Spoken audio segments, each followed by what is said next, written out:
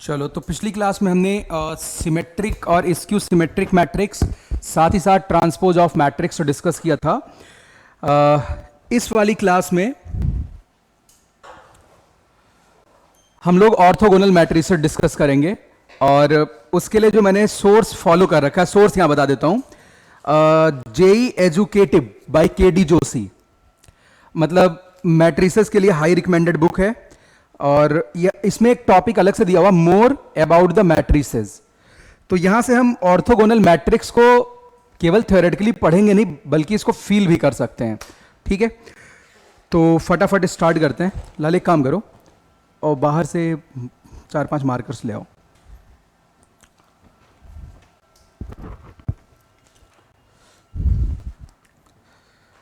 तो बताओ भाई सुनील, सिमेट्रिक मैट्रिक्स कि कोई एक खास बात बताओ, कैसे आप देख के पहचान लोगे कि सिमेट्रिक मैट्रिक्स है।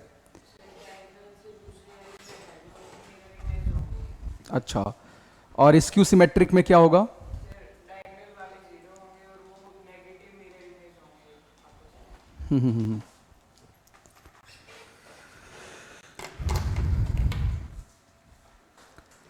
तो हेडिंग लिखो, ऑर्थोगोनल मैट्रिसेस।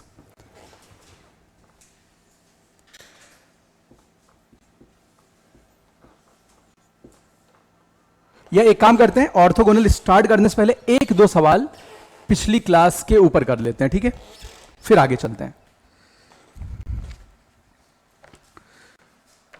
तो मैं सोर्स यही फिक्स रखता हूं, यहीं से करते हैं। देखो, है तो सब्जेक्टिव प्रॉब्लम जेई का, बट मैं ऑब्जेक्टिव में बदलने की कोशिश करता हूं।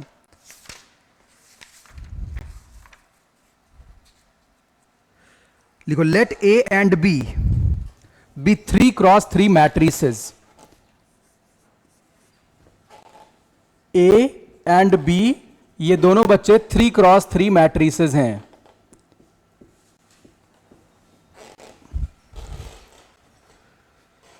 Of real numbers, 3x3 matrices of real numbers. इसका क्या मतलब हुआ? इसकी एंट्रीज कैसी हैं? रियल नंबर्स हैं। Where A is symmetric matrix and B is skew symmetric matrix.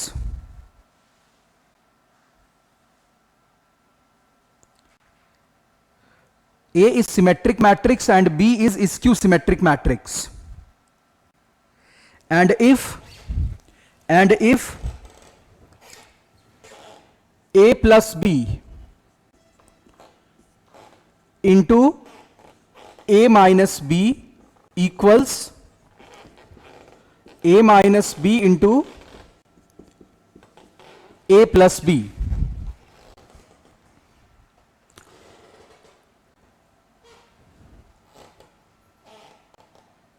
if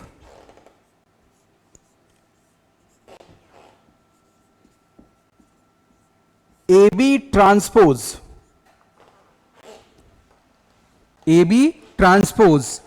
equals -1 raised to the power k AB, -1 raised to the power k AB, where k is an integer, then पहला option k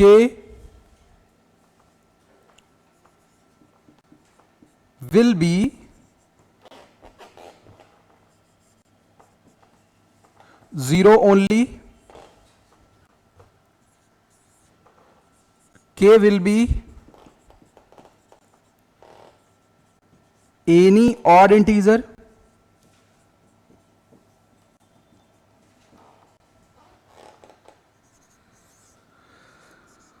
single option correct है, तो आप बहुत ही appropriate answer यहां पे choose करेंगे। के will be any even integer.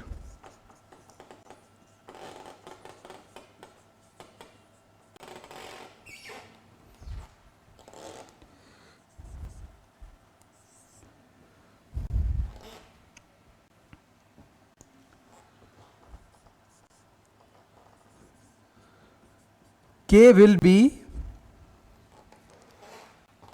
be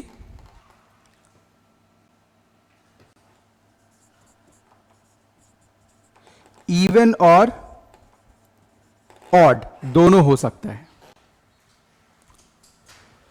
तो आप मेरे साथ साथ करोगे बच्चे।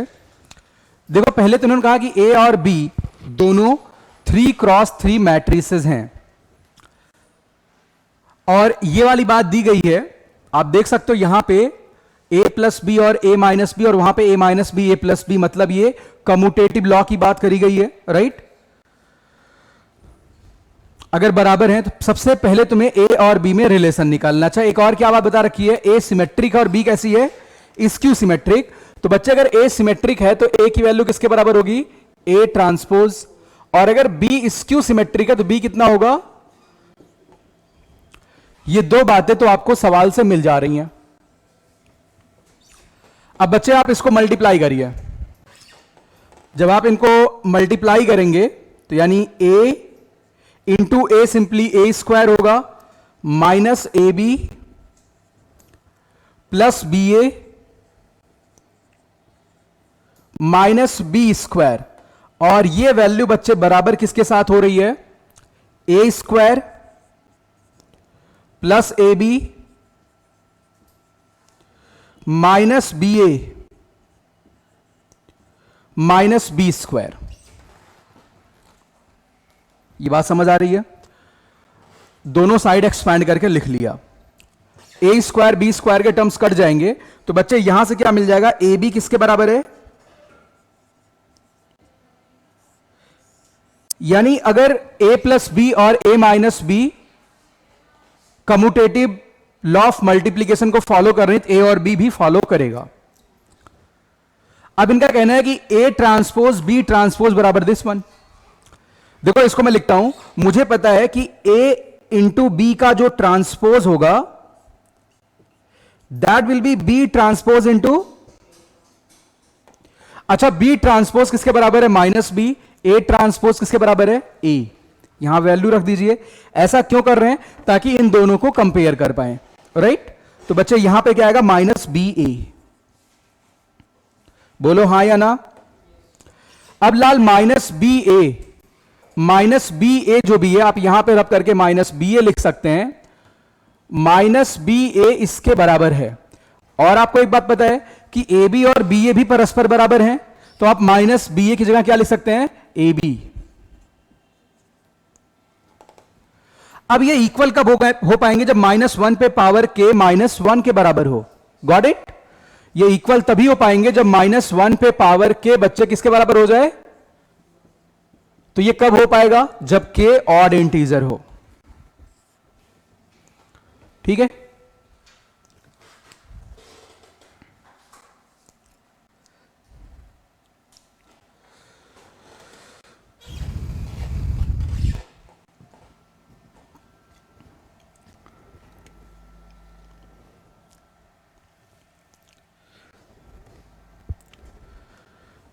चलो ये बातें नोट कर लिए हो।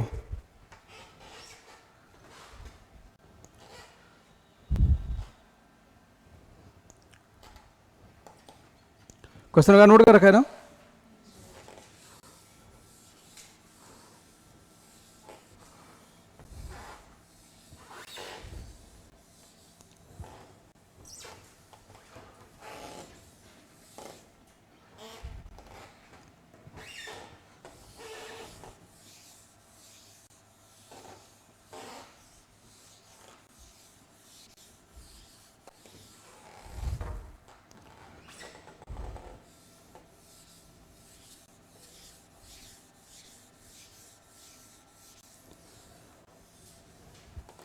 चलो अब आप हेडिंग लिखो, ऑर्थोगोनल मैट्रिसेस। Orthogonal matrices.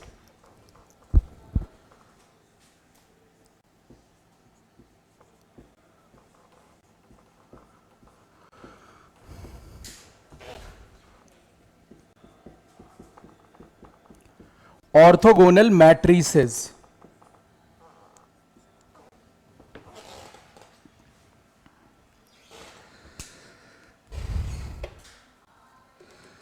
ठीक है। तो पहले तो नाम ऑर्थोगोनल क्यों रखा गया है, सब बातें हम बाद में डिस्कस करेंगे। सबसे पहले इसकी डेफिनेशन पे आते हैं, फिर इसको बहुत अच्छे से फील करेंगे। आपको इसके लिए कोई बहुत ज्यादा फैक्ट या इंफॉर्मेशन याद रखने की जरूरत नहीं पड़ने वाली है। इसको कई जगहों पे ऑर्थो नॉर्मल मैट्रिक्स भी बोला जाता है, ऑर्थोगोनल या फिर ऑर्थो नॉर्मल। मतलब कुछ ना कुछ यहां पे परपेंडिकुलरिटी से रिलेशन आने वाला है, राइट। थोड़ी देर में देखेंगे उसे, पहले डेफिनेशन लिख लेते हैं। तो देखो बच्चे, अगर आपके पास कोई भी स्क्वायर मैट्रिक्स ए है, if there exist square matrix A I J N cross N, और ये ऑर्थोगोनल है,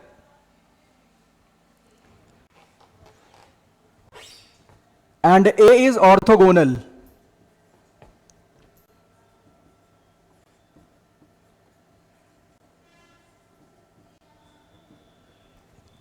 इसका मतलब यह है कि ए मैट्रिक्स में अगर तुम ए के ट्रांसपोज से मल्टीप्लाई करो तो आपको आइडेंटिटी मैट्रिक्स मिलनी चाहिए।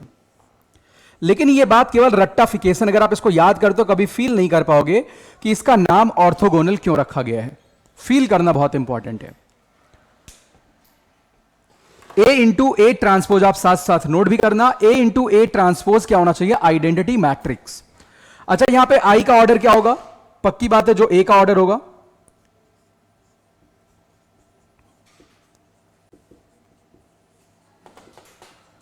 इस पे जेई ने कई बार बहुत अच्छे अच्छे सवाल पूछे हैं, हम सारे सवालों की भी चर्चा करेंगे उस टाइप के, ठीक है। बट हां, आज इस मुकाम तक पहुंच जाओगे कि कभी भी आप ऑर्थोगोनल मैट्रिक्स के इनफाइनाइटली मेनी एग्जांपल्स खुद से प्रोड्यूस कर सकते हो, खुद से बना सकते हो।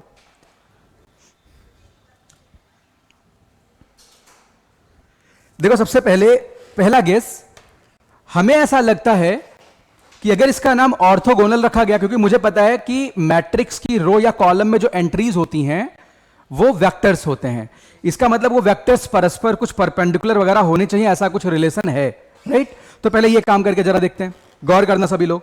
देखो बच्चे, मेरे पास सपोज अभी मैं 2x2 से स्टार्ट करता हूं। मैं यहां पे वेक्टर्स लेता हूं 2D स्पेस में, गौर करना, y एक्स प्लेन में। मैंने यहां पे वेक्टर लिया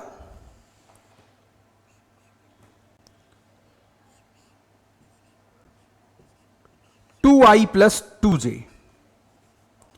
ओ ए वेक्टर का मतलब क्या है, 2i प्लस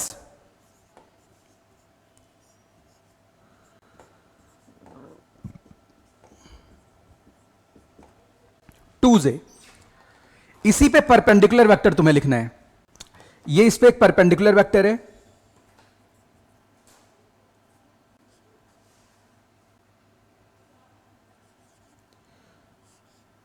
ये -2,2 है, यानी ओ बी वेक्टर आप लिखेंगे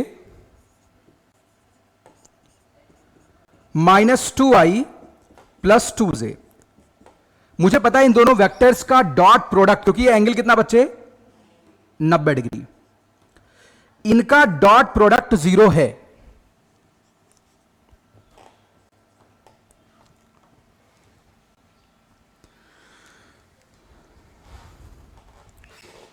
तो यानी अगर इनको रो या कॉलम वाइज मैं एक मैट्रिक्स की एंट्री बनाऊं, सपोज ए मैट्रिक्स की एंट्री बना देता हूं, मैं रो वाइज इस वेक्टर को लिखता हूं 2 2 -2 एंड +2।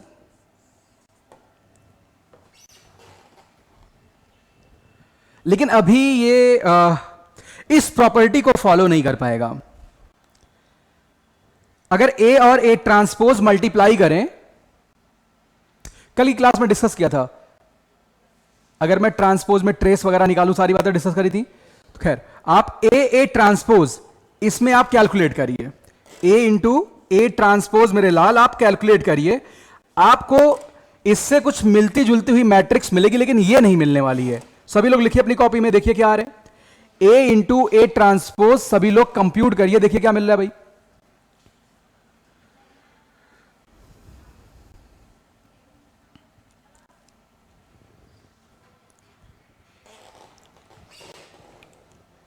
सभी लोग A इंटू ए ट्रांसपोज लिखिए, देखिए क्या मिल रहे हैं।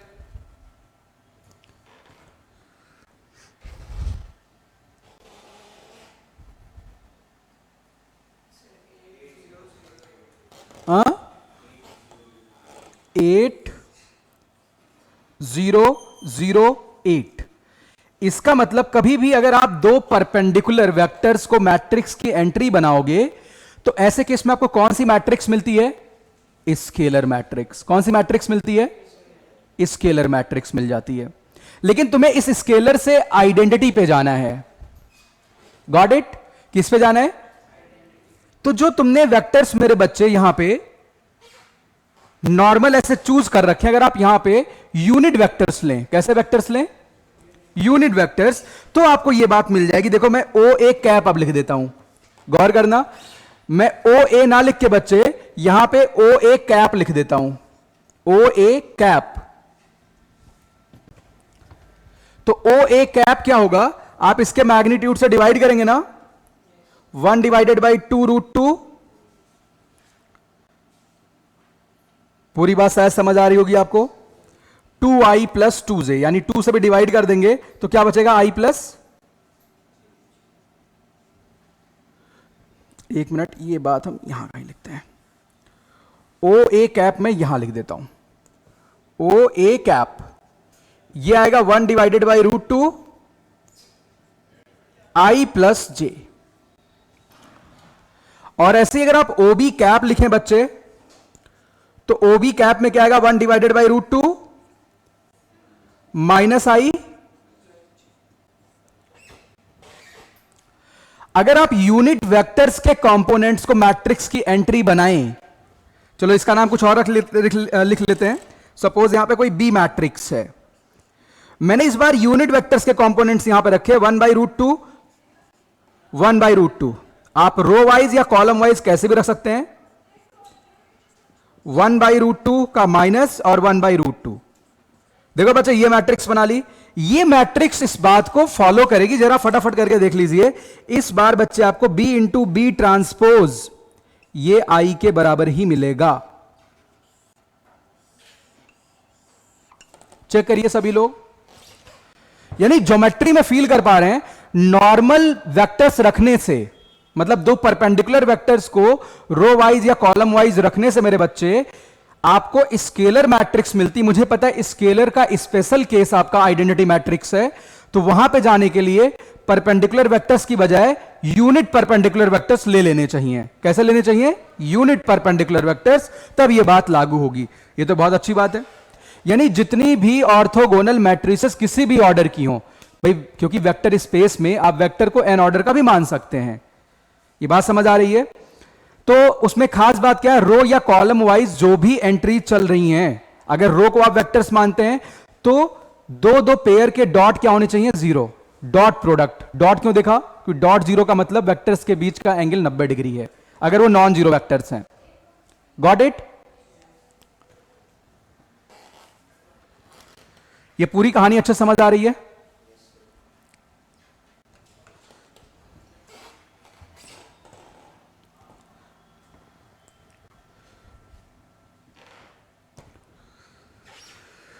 बोला ऐसे तो मैं इनफाइनाइटली मेनी ऑर्थोगोनल मैट्रिक्स बना सकता हूं। बन सकता है ना?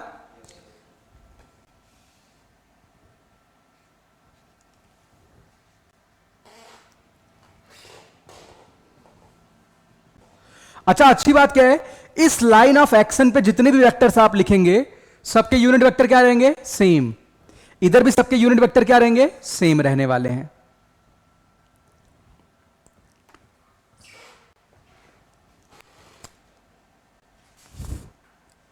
पूरी कहानी समझ आ रही है? अच्छा, आइडेंटिटी मैट्रिक्स क्या ऑर्थोगोनल मैट्रिक्स है? ऑफ कोर्स, क्योंकि आइडेंटिटी मैट्रिक्स की एंट्रीज क्या है? एक एक्स एक्सिस के अलाउंग का यूनिट वेक्टर, दूसरा वाई एक्सिस के अलाउंग का यूनिट वेक्टर है। यानी भाई वो स्पेशल केस हो गया, सबसे सस्ती वाली मैट्रिक्स हो गई।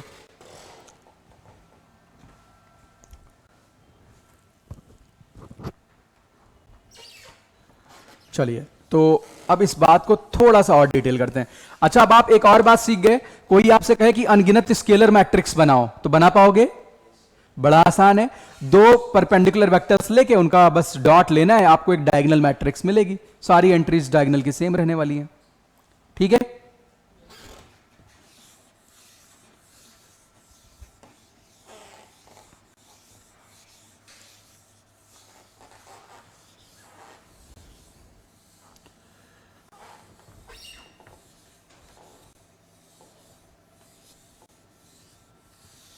अब देखो बच्चे, मान लो मैं कोई और भी मैट्रिक्स 3x3 ऑर्डर की लेता हूं, तुमसे काफी चर्चा 3x3 की करी जाती है। देखो साथी, ये ऐसी मैट्रिक्स है, ए 3x3 ऑर्डर की है, A1 A2 A3 B1 B2 B3 C1 C2 C3। ये ऑर्थोगोनल मैट्रिक्स को अगर रिप्रेजेंट करे तो रो वाइज अगर वेक्टर्स ले लिए जाएं, क्योंकि मेरी आदत पड़ गई रो, आप कॉलम वाइज भी चल सकते हैं, रो वाइज अगर वेक्टर्स ले लिए जाएं तो तीनों वेक्टर्स, पहली शर्त क्या है, पहली शर्त क्या है, परपेंडिकुलर होने चाहिए परस्पर। ये बात समझ आ रही है? और क्या खास बात है, रो या कॉलम वाइज जो भी वेक्टर आप ले रहे हैं वो यूनिट वेक्टर्स होने चाहिए। कैसे होने चाहिए? तो मैं रो मान के चल रहा हूं, तो देखो बच्चे, पहले मैं R1 रो लिख लेता हूं, यानी R1 जो रो है इसके अलॉन्ग मैंने वेक्टर लिखा A1 I cap plus A2 J cap plus A3 K cap. R2 जो रो वेक्टर है that is B1 I cap plus B2 J cap plus B3 K cap, और जो R3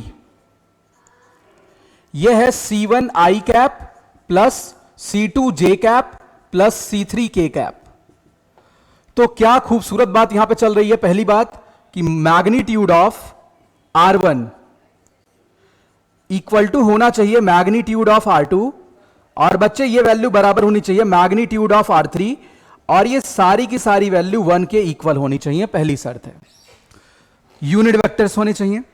दूसरी शर्त, अभी एक और शर्त पूरी करनी है, इनको परपेंडिकुलर भी करना है।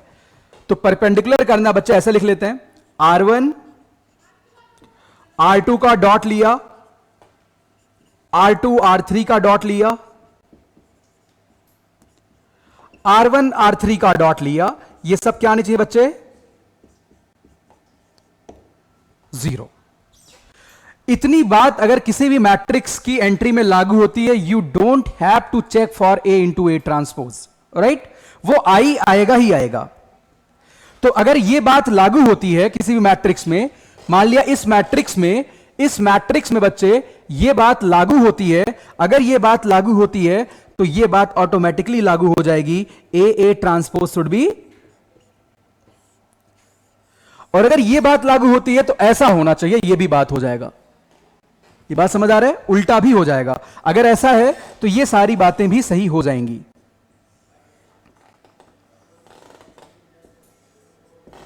तब ये सारी बातें भी सही हो जाएंगी।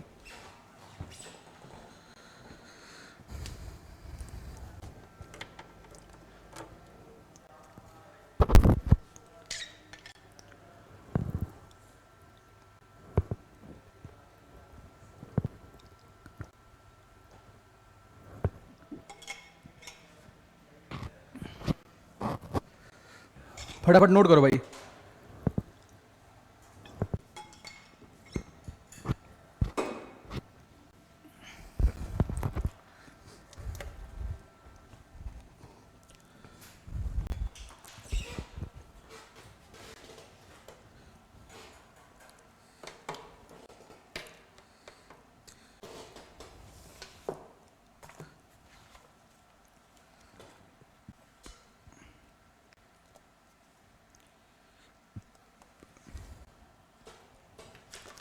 देखो, अगर ऑब्जेक्टिव क्वेश्चन के दृष्टिकोण से देखा जाए, आपके पास 3x3 ऑर्डर के 4 ऑप्शन दिए गए हैं, ये पूछा जाए which of the following is orthogonal, तो आपको चारों ऑप्शन में डेफिनेशन वालों को A into A transpose compute करना पड़ेगा। हालांकि वो बहुत कैलकुलेटिव नहीं होगा, लेकिन वो कैलकुलेट करना पड़ेगा। ये बात समझ आ रही है? और अगर आपको ये बात चेक करना आता तो आप फटाफट चेक कर लेंगे भाई कहां पे लागू हो रही है। तो आप लिखिए question, which of the following, आपके मॉड्यूल का सवाल है, which of the following, which of the following, unsolved question है मॉड्यूल का, which of the following is an orthogonal matrix, which of the following is an orthogonal matrix. पहला option है 6/7, 2/7, -3/7, 2/7, 3/7, 6/7, 3/7, -6/7, 2/7। ये पहला ऑप्शन है। दूसरा ऑप्शन 6/7, 2/7, 3/7, 6/7, 2/7, 3/7, 2/7, -3/7, 6/7। देखो सब में 7 का डिवीजन चल रहा था, आपको यूनिट वेक्टर साथ चेक करने की जरूरत ना पड़े, राइट, केवल आपको डॉट प्रोडक्ट ही देखना पड़े। और अच्छा ऑप्शन कब बनता है, चारों ऑप्शन में अलग अलग वैल्यूज रख दी जाती, तब और मेहनत करना पड़ता चेक करने के लिए। आप यूनिट वेक्टर भी चेक करते, 3/7, 6/7, -2/7। ये तो भाई आपके दो ऑप्शन हो गए। थर्ड ऑप्शन भी मैं लिख देता हूं अब।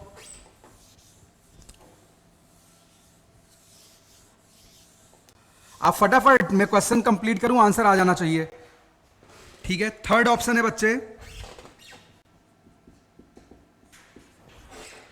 -6/7, -6/7, -2/7, -3/7, 2/7, 3/7, 6/7, -3/7, 6/7, 2/7। और फोर्थ ऑप्शन 6/7, -2/7, 3/7, 2/7, 2/7, -3/7। बोल बच्चे जल्दी बोल, आंसर आ चुका है। देखो भाई सुनील ने निकाल लिया है 2/7। ये देखो, बताओ कौन सा मैच कर रहे हैं। हाँ, फर्स्ट।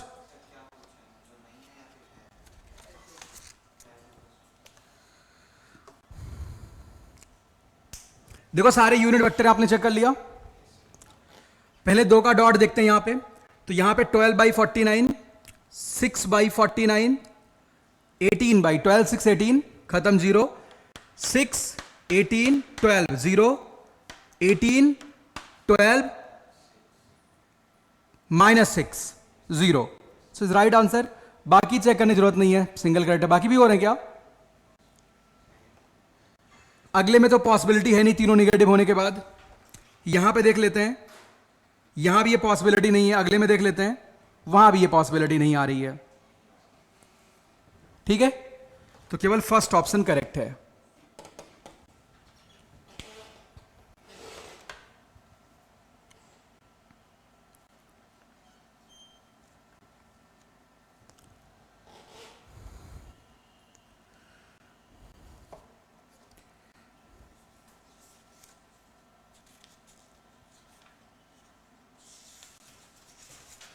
बोलो लाल, ये पूरी कहानी खूब बढ़िया से समझ आई?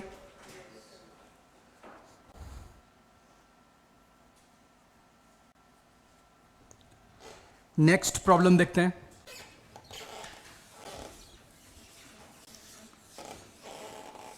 ये एडवांस 2003 का पूछा हुआ सब्जेक्टिव प्रॉब्लम है। मैं ऑब्जेक्टिव इसको बना देता हूं, ठीक है,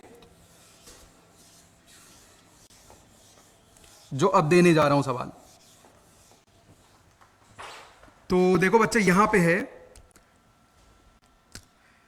let A B C be positive real numbers. Let A B C with positive real numbers, यानी A comma B comma C ये बिलोंग करता है पॉजिटिव रियल नंबर से with A B C equals 1, with A B C equals 1,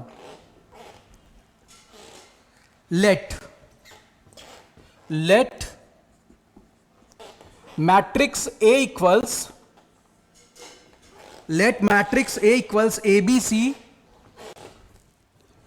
ABC, BCA, CAB.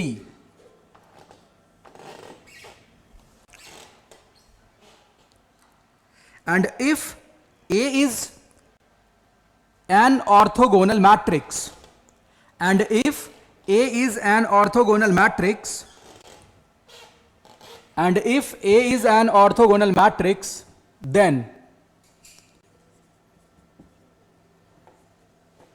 A cube plus B cube plus C cube will be वैसे सवाल में दिया गया था if A into A transpose बराबर I then we have to calculate this one, मतलब same है ना, मैंने बदल दिया सवाल यहां पे। तो देखो बच्चा पहला ऑप्शन है +3 -3 0 नॉन ऑफ दीज। अब देखो यहां पे इन सब बातों का यूज करना है, a B c are positive real number, गौर करना, सुनो ध्यान से, a B c are positive real number और ए बी सी की वैल्यू 1 है। अच्छा अगर ये ऑर्थोगोनल मैट्रिक्स है बच्चे तो पहले सारे यूनिट वेक्टर होने चाहिए ना। तो पहली बात तो भैया a square plus b square plus c square 1 होना चाहिए, ये तीनों रो से मिलेगा। ये बात अच्छे से समझ आ रही है, कोई दिक्कत नहीं। और आप रो वाइज डॉट लेंगे तो वैल्यू 0 होनी चाहिए। ये हुआ बच्चे, और क्या मिल रहा है, a into b plus b into, देखो बच्चे आपको ये सब ए ट्रांसपोज कंप्यूट करने की कोई भी रिक्वायरमेंट नहीं है। ये दो बातें इस बात को लागू करती हैं कि ए इंटू ए ट्रांसपोज आई होगा। बात समझ आ रही है। अब a cube plus b cube plus c cube की वैल्यू पूछिए। देखो मेरे पास ये फॉर्मूला है कि a cube plus b cube plus c cube -3abc है फॉर्मूला। ये किसी जमाने में पढ़ते थे, a cube plus b cube plus c cube -3abc कितना होगा, a plus B plus c, a plus B plus c, बोलो हाँ या ना, a square plus b square plus c square minus A b minus b c minus c ए।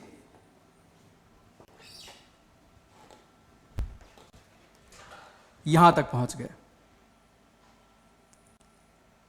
अब बताओ यहां से कैसे करना चाहिए। ऐसे मतलब आप कैलकुलेट करो, फटाफट कैलकुलेट करो कॉपी में जल्दी से, क्योंकि इसका भी यूज करना कि एबीसी पॉजिटिव रियल नंबर से। आईआईटी ने सवाल पूछा तो कुछ जुगाड़ लगाया है, ठीक है करो।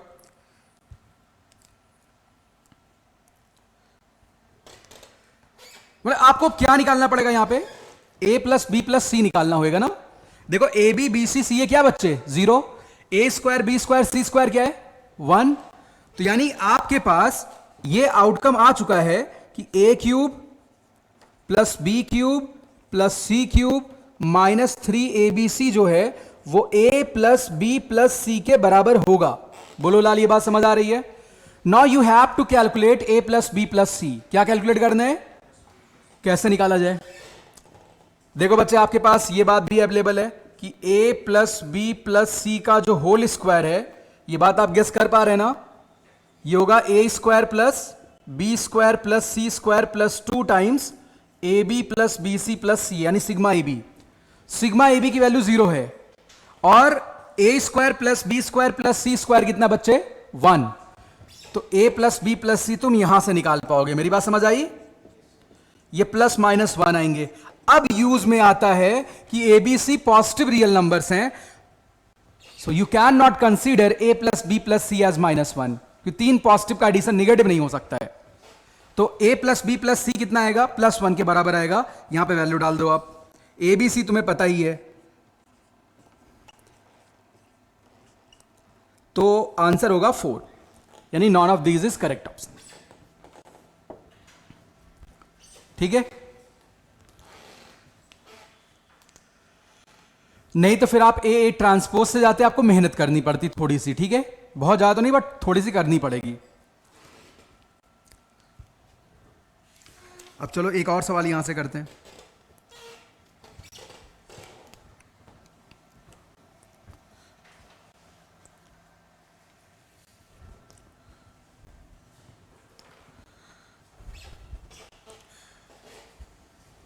ये पूरी बात क्रिस्टल क्लियर है?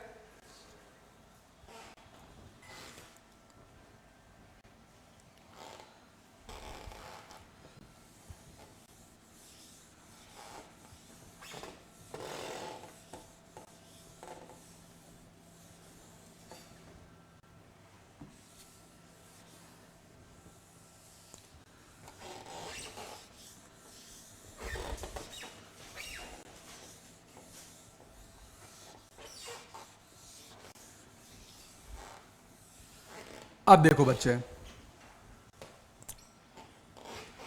जेई ने 2005 में कैसा सवाल पूछा, जरा गौर करना। शायद ये 5 नंबर का पूछा हुआ सब्जेक्टिव प्रॉब्लम था।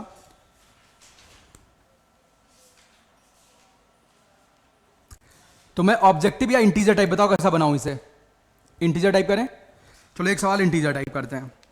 जेई ने पूछा, इसी को बोलते हैं ट्वीकिंग, कि सवालों में मैं फेरबदल करने चल रहा हूं, भाई कुछ और कर दूंगा। 2005 में पूछा, मैं 2005 में ना पूछ के 2022 में पूछ लेता हूं। तो लिखो आप सवाल, if P equal to, P एक 2x2 ऑर्डर की मैट्रिक्स है, √3 divided by 2, 1/2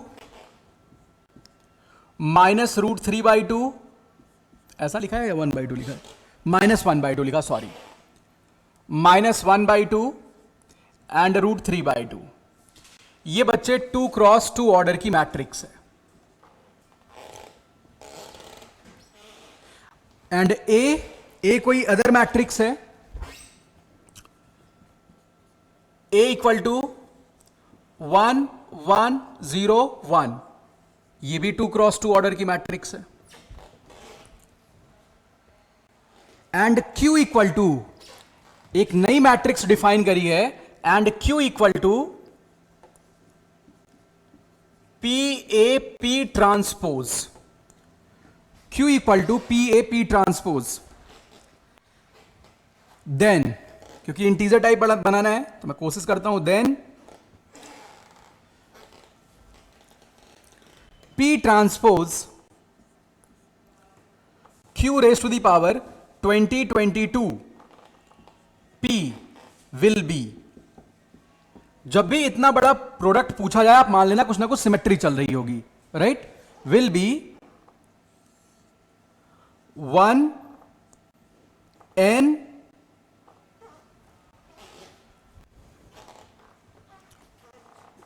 k p, not p, यहां पे s कर लेते हैं।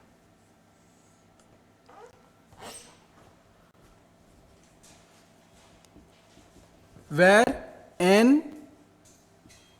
k s belongs to positive integer including 0, कुछ भी हो सकते हैं।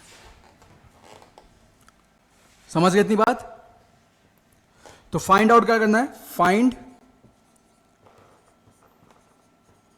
सम of digit of n plus k plus s, sum of digit बताना है। तो ये इंटीजर टाइप प्रॉब्लम है।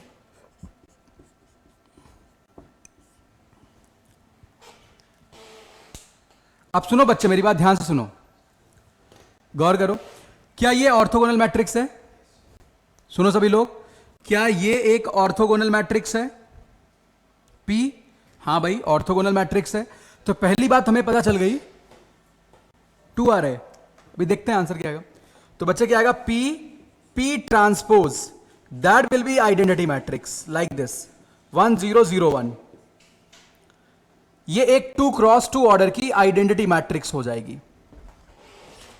या कहे तो P ट्रांसपोज P, क्या दोनों आपस में बराबर होंगे इस बार? हाँ भाई, ए बी का ट्रांसपोज क्या होता है? बी ट्रांसपोज ए ट्रांसपोज, उससे दोनों बराबर ही होंगे। कोई दिक्कत तो नहीं आता? अच्छा, अब देखिए कैसे इसे ब्रेक करेंगे। पहले यहां पे Q रखते हैं, यहां पे क्या रखते हैं? Q, Q पे पावर 1, फिर Q पे पावर 2, फिर Q पे पावर 3, ये कैलकुलेट करने की कोशिश करते हैं। तो गौर करो, यहां से लिखा P ट्रांसपोज Q P, अभी Q पे पावर 1 रखा। Q कितना है? P A P ट्रांसपोज, तो यहां रखो P transpose P A P transpose into P। P P transpose क्या है? I। P ट्रांसपोज P कितना है? I। तो कितना आ गया बच्चे? A। किसके बराबर आया? अच्छा, अब चलो क्यू स्क्वायर, यहां पे थोड़ा सा मैथमेटिकल इंडक्शन में कर रहा हूं। अब बच्चे यहां पे मैं क्यू स्क्वायर रखता हूं। क्यू स्क्वायर का मतलब क्यू इंटू क्यू, समझ रहे हो मेरी बात ना? तो P transpose P A P transpose एक दफा रखा, एक बार फिर से P A P ट्रांसपोज। अब देखो P P transpose P P transpose P P transpose कितना आ गया? ये A स्क्वायर। क्यू स्क्वायर तो A स्क्वायर, मिल गई सिमेट्री। क्यू क्यूब होगा तो कितना आएगा? A cube. तो यहां पे कितना आएगा? A पे power 22। So now simply you have to compute A raise to the power 22, ये निकालना है। अब बोलो भाई अब कैसे? तो अब A का स्क्वायर देखते हैं क्या सिमेट्री यहां पे चल रही है। मेरी बात समझ आ रही है? देखो भाई, A तो आपको पता है, अगर बच्चे A का स्क्वायर करें तो यानी A इंटू ए कंप्यूट करेंगे। ये बात समझ आ रही लाल? चलो A इंटू ए मल्टीप्लाई करते हैं, तो पहले 1 आएगा, मल्टीप्लाई करके चेक करो, फिर 2, फिर 0, फिर 1। बोलो हाँ या ना? फिर इसमें फिर से A मल्टीप्लाई करो, तो 1। फील कर पा रहे हो? तो बहुत छोटा मल्टीप्लीकेशन है, ओरल हो रहा होगा। इसका मतलब अगर A पे पावर 22 है तो 1, एक तो 0 है, बाकी एक वही नंबर आ गया n, ठीक है। सम ऑफ डिजिट पूछा है तो पहले तो नंबर का सम निकाल लेते हैं। तो 2023 होगा, 2023 में सम ऑफ डिजिट कितना है? 7। समझ आ रहा है जी? तो राइट आंसर क्या होगा? 7। देखो इतना छोटा सवाल था और इस सब्जेक्टिव में 5 नंबर का पूछ लिया। इसको टफ सवाल की कैटेगरी में क्यों रखेंगे? क्योंकि यहां पे रीअरेंजमेंट करना पड़ रहा है, आपको सीधे नहीं दिख रहा है। यहां पे आपको क्या होगा, आपके पास इसमें उतरने के लिए पेशेंस चाहिए, हिम्मत चाहिए कि मैं कैलकुलेशन करूंगा। वैसे कैलकुलेशन है नहीं, देखने में लग रहा है ऐसा। ऐसा बहुत सारा सवाल यही पूछता है।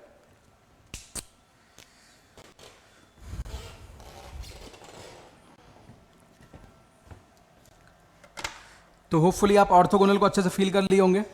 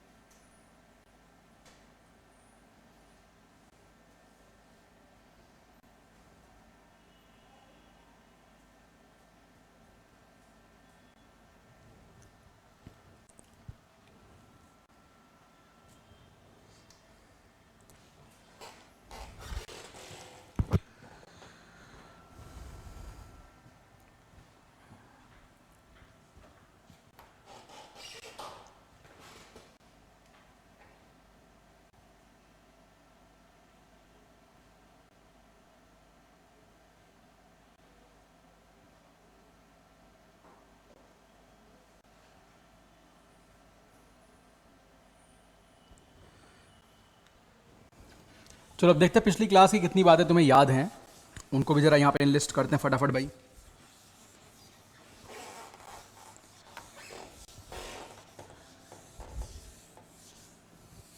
तो बच्चे पूरी कहानी बिल्कुल क्रिस्टल क्लियर है ना? कहीं पे दिक्कत तो नहीं भाई?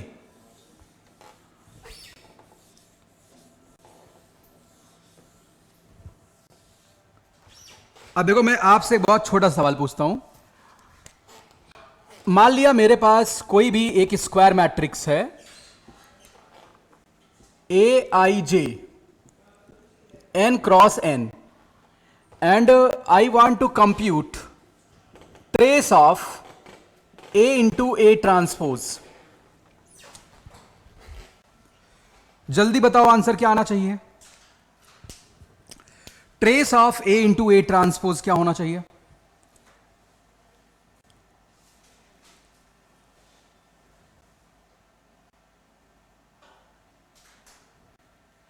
मैं लिखूं? जरा बताना ये बात क्या सही है? पता नहीं, पहले आप बताओ। ट्रेस,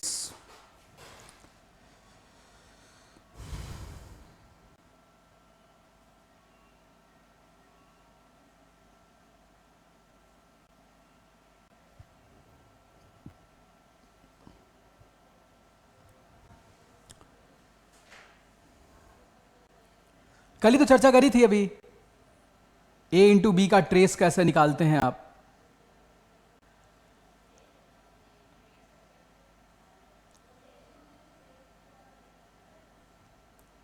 बोलो जल्दी जल्दी मेरे बच्चे, जल्दी।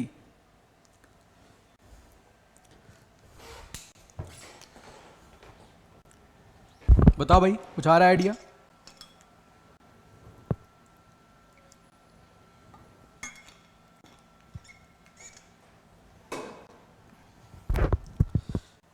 अच्छा रुको, अब आपको नहीं स्ट्राइक करेगा। आप फटाफट, अगर आपको ऐसे क्लिक नहीं कर रहे, वैसे आप जनरली कर सकते हैं, बहुत ही आसान सी बात है।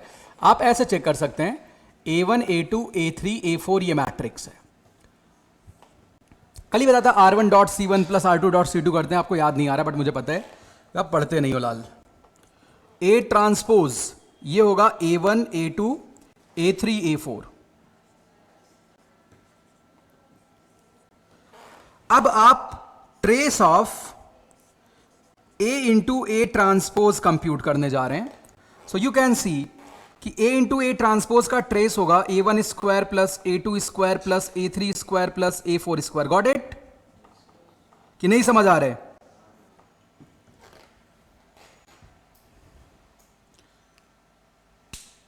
ये बात समझ आ रही है? एंट्रीज के स्क्वायर का सम लिखा हुआ है,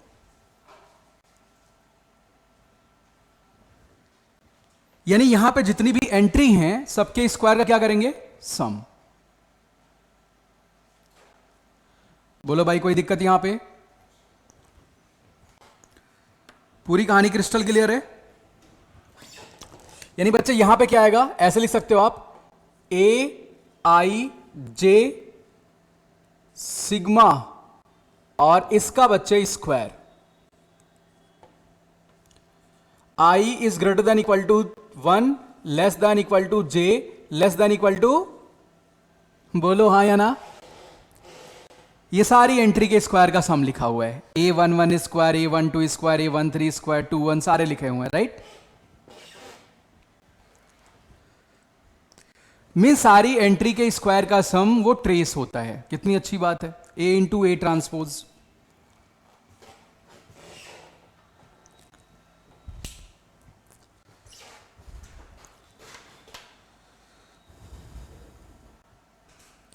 अच्छा, ऑर्थोगोनल में क्या आने वाला है? सारे डायगोनल एलिमेंट का सम डायगोनल में 1 1 आते हैं। अगर 3 क्रॉस 3 का 3 आएगा, 2 क्रॉस 2 है 2 आएगा, n क्रॉस n है तो क्या आएगा? n।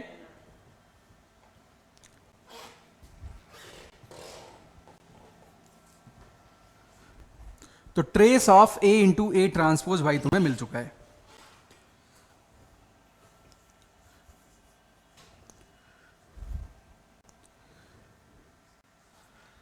क्या लॉजिक मैंने यहां पे यूज करी है?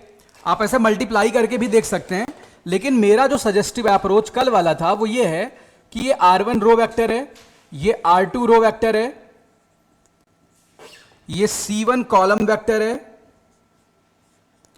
और ये C2 कॉलम वेक्टर है। तो आप R1 dot C1 plus R2 dot C2 करने वाले हैं। ये आपको समेशन कहां से मिला बच्चे, R1 डॉट, बाकी आप मल्टीप्लाई करके भी ट्रेस निकाल सकते हैं, आपकी मर्जी।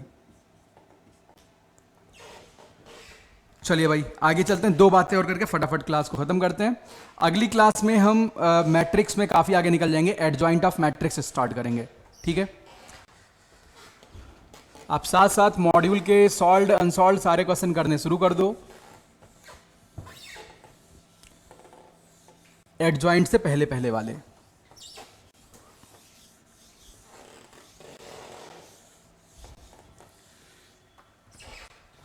देखो बच्चे, अगर आपके पास कोई भी मैट्रिक्स है, पहले ये समझते हैं किसी भी मैट्रिक्स का कॉन्जुगेट कैसे लेते हैं। कॉन्जुगेट ऑफ ए मैट्रिक्स, किसी भी मैट्रिक्स का कॉन्जुगेट कैसे लेते हैं। जैसे मान लो बच्चे आपके पास कोई भी कॉम्प्लेक्स मैट्रिक्स है, complex can be real, non real, कुछ भी हो सकता है, राइट। इसकी एंट्री ऐसे हैं Z1, Z2, Z3, Z4, और आप इस मैट्रिक्स का कॉन्जुगेट लिखना चाहते हो, तो मैट्रिक्स का जो कॉन्जुगेट होगा that will B Z1 complex, मतलब इसका कॉन्जुगेट, Z2, सभी एंट्री का आप कॉन्जुगेट लेंगे।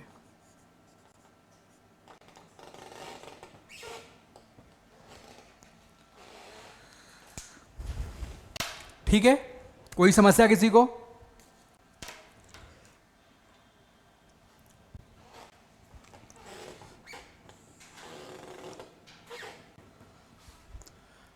अब गौर करना मेरे बच्चे, किसी भी मैट्रिक्स में इसको एक सिंबल से इंडिकेट करते हैं। ए कॉन्जुगेट का जो ट्रांसपोज है, या ऐसे ए कॉन्जुगेट का ट्रांसपोज, इसको लिखते हैं ए थीटा, इस सिंबल से इंडिकेट करते हैं, ठीक है। अब आगे बढ़ते हैं। आप देखो यहां पे एक बहुत छोटी सी डेफिनेशन आती है, मैंने पहले बताया कोई भी डेफिनेशन अगर रैंडम आईआईटी यूज करता पहले उसे डिफाइन करता है, तो आपको इससे चिंता ही नहीं करनी है, छोटे मोटे एग्जाम की भाई गारंटी नहीं है। तो बच्चे मैट्रिक्स है हर्मिशन मैट्रिक्स,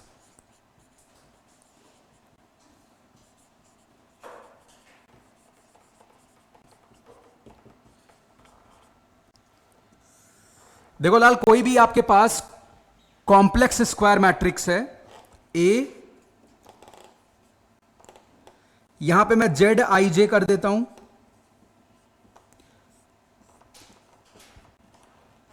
रियल नंबर भी होते हैं एंट्रीज में, कोई दिक्कत वाली बात नहीं है, ठीक है। तो कोई भी complex matrix ZIJ n cross n means square होना चाहिए। यह हर्मिशन बच्चे तभी होगा जब a बराबर क्या हो जाए, a थीटा। मतलब पहले आपको क्या करना है, उस मैट्रिक्स का कॉन्जुगेट लेना, देन ट्रांसपोज लेना है। अगर वो बराबर हो जाए परस्पर तो मैट्रिक्स हर्मिशन हो जाती है। ये बात क्लियर है? अच्छा, इसमें क्या मेन डायगोनल पे कोई कमेंट आप कर सकते हैं? मेन डायगोनल के अलोंग क्या खास बात होने वाली, बताओ भाई। अलोंग मेन डायगोनल कोई बतलाना चाहेगा?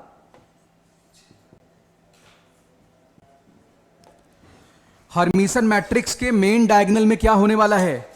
मेन डायगोनल का मतलब है आई और जे परस्पर बराबर होने चाहिए। बोलो बच्चे हाँ या ना? तो यानी जब आप a बराबर a थीटा कर रहे हो तो इसका मतलब ZIJ ये बराबर होगा बच्चे ZJI का बार। बोलो हाँ या ना? बार लिया देन ट्रांसपोज लिया, JI भी कर दिया, कोई दिक्कत तो नहीं है। अच्छा, आप पहले ट्रांसपोज लें फिर बार, बात एक ही है, उससे कोई फर्क नहीं पड़ेगा। ध्यान रखना, आप ये बात लिखते हैं या फिर ये बात लिखते हैं, इससे कोई फर्क नहीं पड़ेगा, आप फील भी कर पा रहे होंगे। ठीक है बच्चे? अलोंग मेन डायगोनल क्या होगा? आई और जे क्या हो जाएंगे? बराबर। तो बच्चे ZII जो भी है that will be equal to Z bar II। अच्छा, Z बराबर Z बार क्या बतलाता है? Complex number should be purely real. z बराबर अगर x प्लस आयोडा वाई है तो x प्लस आयोडा वाई बराबर x माइनस आयोडा वाई आप कर रहे हैं, तो y क्या आ जाएगा, 0 आ जाएगा। इसका मतलब अगर कोई भी कॉम्प्लेक्स मैट्रिक्स हर्मिशन है देन मेक श्योर उसके जो डायगोनल्स हैं वो रियल होने चाहिए। समझ गए ना? हाँ लिख लो। Hence all the entries, hence all entries along principal diagonal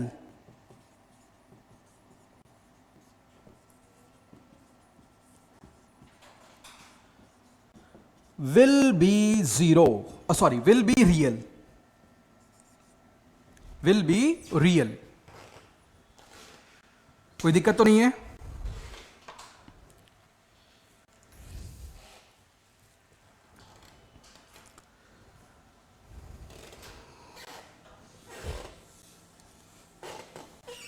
एक और छोटी सी बात बच्चे यहां पे वो भी समझ लेते हैं। अगली है skew Hermitian matrix. Skew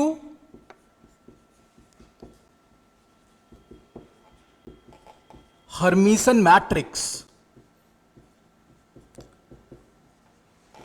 skew Hermitian matrix. फिर से आपके पास कोई भी कॉम्प्लेक्स स्क्वायर मैट्रिक्स है इन दिस वे, तो ये स्क्यू हर्मिशन तभी होगी बच्चे जब a बराबर -a थीटा हो जाए। अच्छा, ये काफी हद तक किससे मिलता हुआ नजर आ रहा है? सिमेट्रिक एंड स्क्यू सिमेट्रिक से। ये बात समझ आई बच्चे? ये इसके बराबर हो जाए। क्या यहां भी मेन डायगोनल पे कमेंट कर सकते हो? बोलो भाई, अलोंग मेन डायगोनल क्या होने वाला है? अलोंग मेन या फिर प्रिंसिपल डायगोनल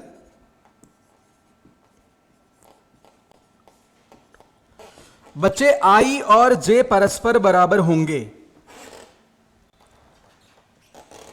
इसका मतलब है z i i that will be equal to minus z bar i i, यानी z i i plus z bar i i 0 है।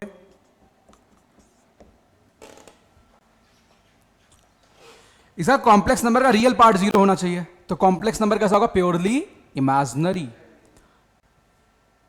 ये बात समझ आ रही है? इसका मतलब स्क्यू हर्मिशन मैट्रिक्स का जो प्रिंसिपल डायगोनल है वो प्योरली इमेजिनरी नंबर होना चाहिए। वहां पे प्योरली रियल था, यहां पे purely imaginary. Means hence entries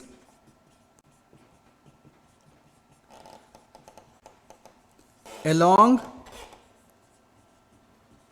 principal कहो या मेन डायगोनल विल बी 0,